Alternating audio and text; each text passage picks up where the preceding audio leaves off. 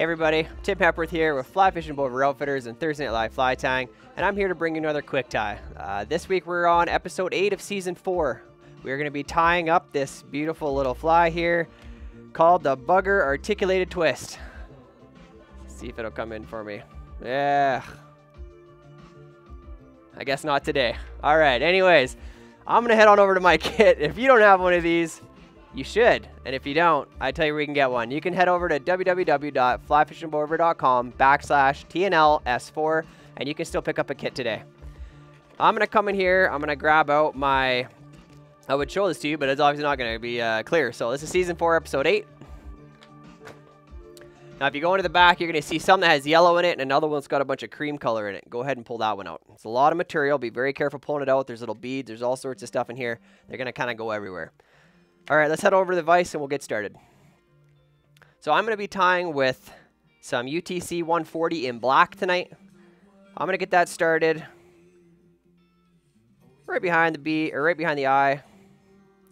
Trim out my tag. We're just going to lay down a nice base. Back to the back of the fly. And now we're going to tie in 2 pieces of marabou back here. So I'm going to start by tying in a white marabou. Okay. Just like so. I'm going to make it about the same length, overall length as the hook.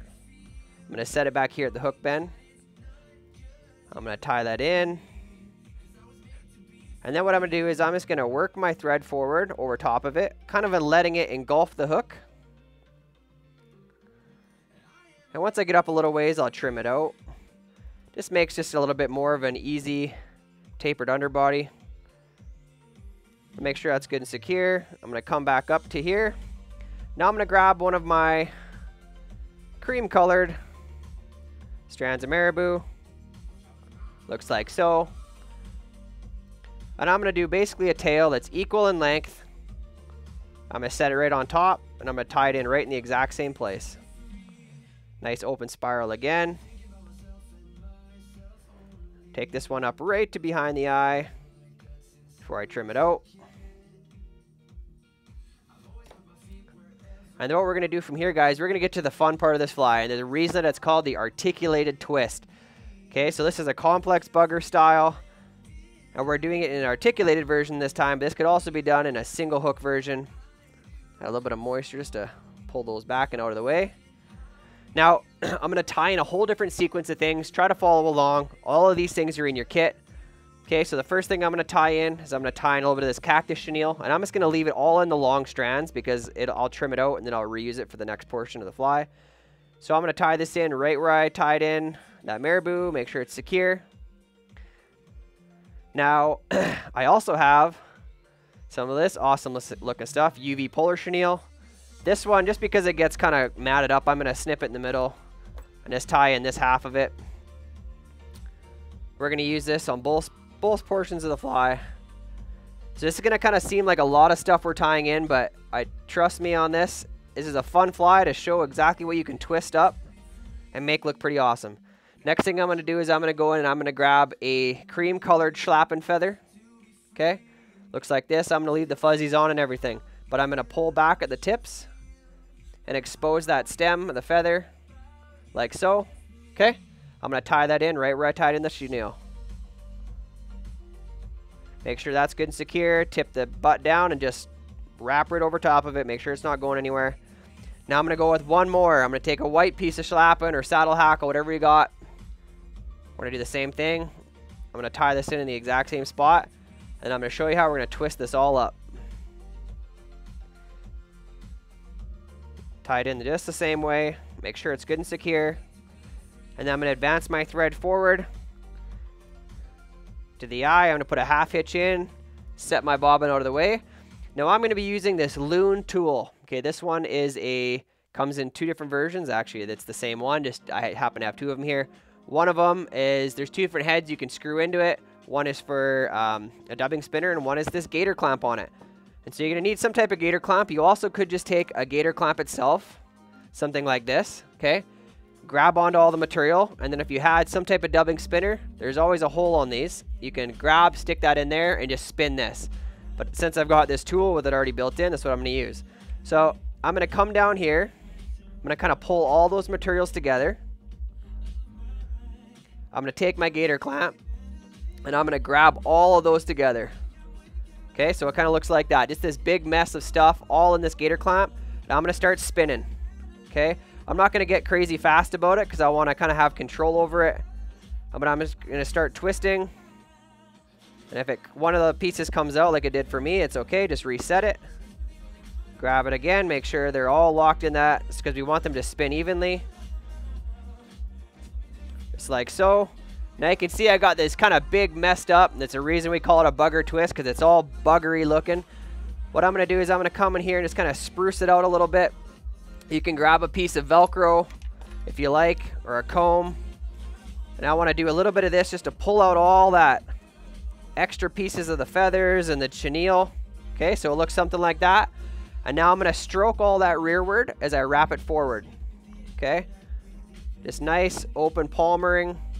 It's going to feel like a whole bunch of stuff, but that's okay. I'm going to keep wrapping it forward until I'm just behind the eye. Okay, like that. I'm going to bring my thread in and I work at securing this down. So it's quite a bit of material.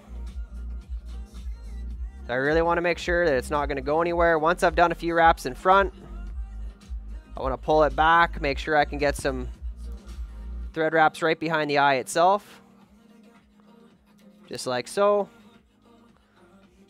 Then I can leave that hang and I'm going to come in here and start trimming out some of this stuff. Being careful not to cut your thread. Then come in, cut that chenille. Cut the stem of those feathers. Now I'm gonna use this piece again on the next portion, so I'll set that out of the way. The butts of the feathers we can just toss out. And now what we're gonna do is just, again, double check this, make sure it's good and secure. I'm gonna take a whip finish tool and whip finish this guy in place. Make sure you get a good whip finish on it. Probably do a couple of them. Right behind the eye. Once I got that good and secure, I know it's not going anywhere. I can trim out my thread. And now this is going to look like a big kind of nasty mess. But what I'm going to do now that I've got it in this position, so I'm going to grab a little comb. I'm just going to kind of comb some of it back. Trying to make sure I can kind of pull out some of that chenille and the under feathers. And as you can see here how buggy that's going to look. There's tons of material with that nice chenille base, that undercolor. It's perfect. I like it. Okay, so from here, what I'm going to do while I still have it in the vise, you can grab a piece of mono. I've got a piece of fly backing here, fly line backing, whatever you want to do to attach to that front piece. I'm going to go ahead and stick that through the eye of the hook. Get that through if I can. I might have to actually take this out of the vise to do it. So you don't want to overcrowd the eye because then this gets even more difficult. So I'm going to pull that through.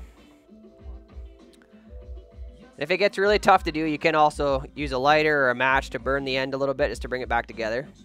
Sometimes just a little spin will do it. So now that I got both ends like so, you've got some beads in your kit. And we're going to need to put a couple beads on, 2 or 3. Nothing crazy. This is just going to help it from foul hooking. So I got one bead on like so, little white bead. I'm going to push that down towards the fly. I'm going to put at least one more on. Color isn't super crucial here, but if you want to kind of match the pattern, you can do that too. You got one of those through. Sometimes this braided backing can be a little bit tough to work with. I'm going to try to get this one through as well, which has been a real struggle. So because it's giving me problems, I'm going to cut it one more time just to try to make it a little bit easier. Spin that tight.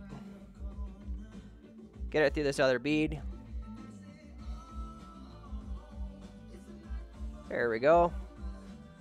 So now that I got 2 beads on there, I'll pull that kind of like into that position. I'll just set it aside for a minute, okay? We're going to get to work on this front portion of the fly. So you have another hook in there that's a little bit longer than the back hook, okay? This guy here. I'm going to come get it secured in my vise. Now, one little trick that I like to do just to work with this cone a little better is I like to take a piece of lead wrap and put this on here. And this just helps hold it in position. I don't care about the added weight. There's lots of weight in this cone. I'm just going to wrap this. And then I can push that up in there.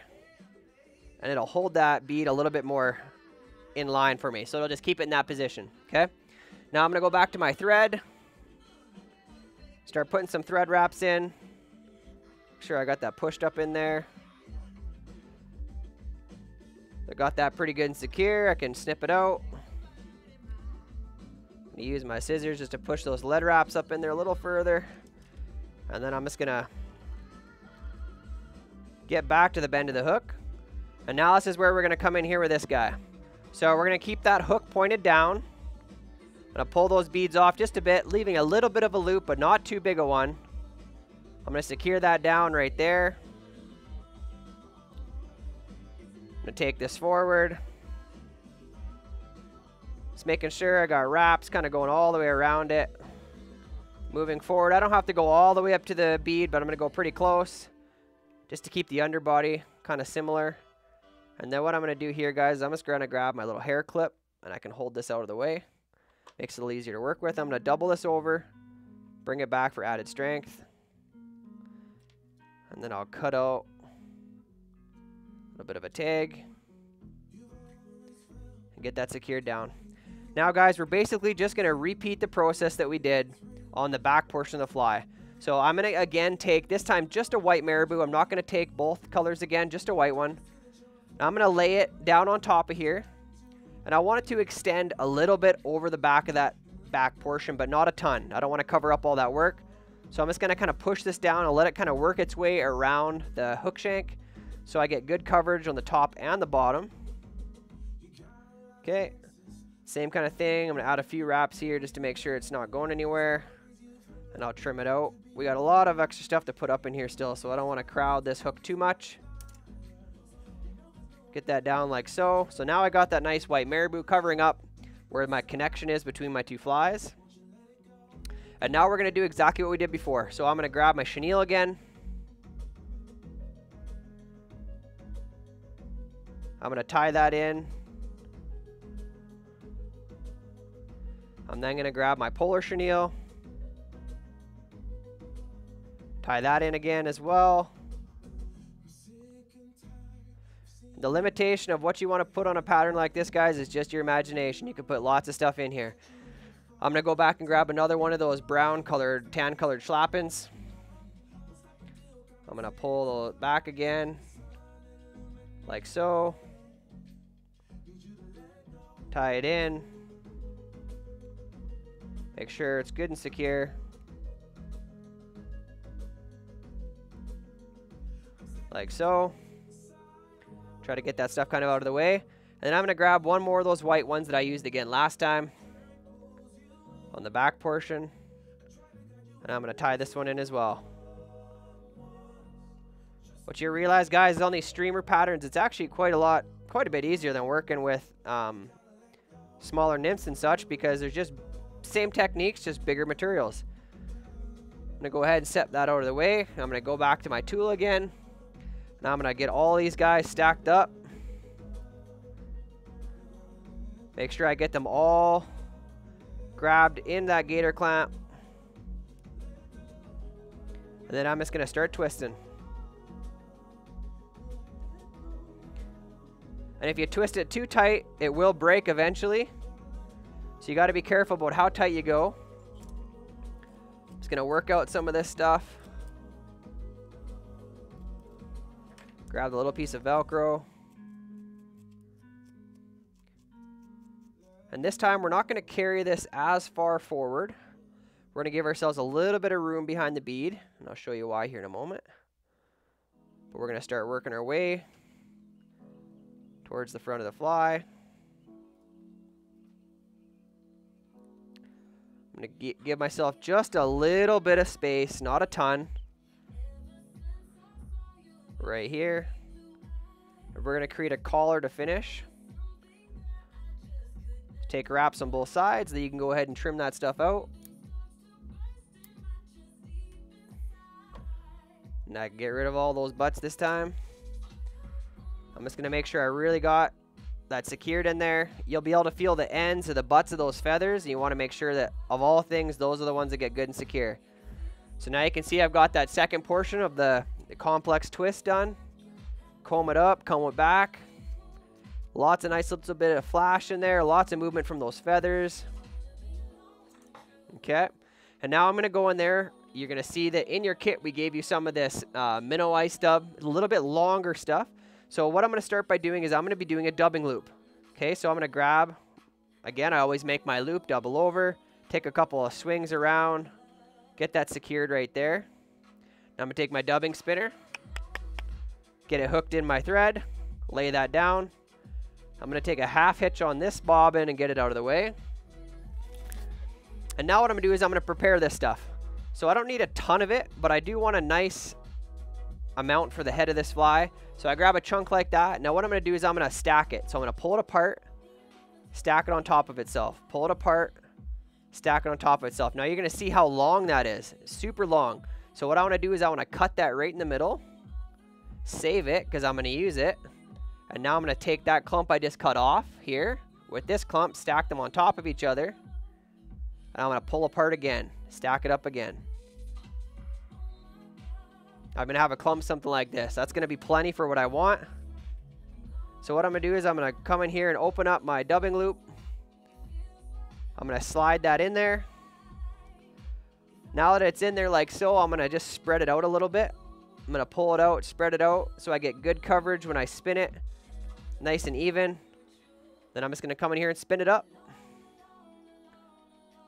Let it spin. Let it spin up pretty tight. This is heavy thread, so I can get away with spinning it pretty tight. Then once it's like so, and I know it's good, I'm going to come in here and I'm going to brush it out a bit.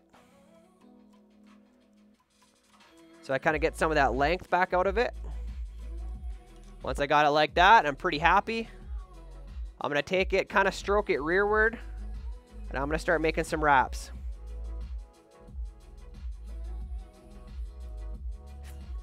Use up all that material right up behind to the bead or to the cone.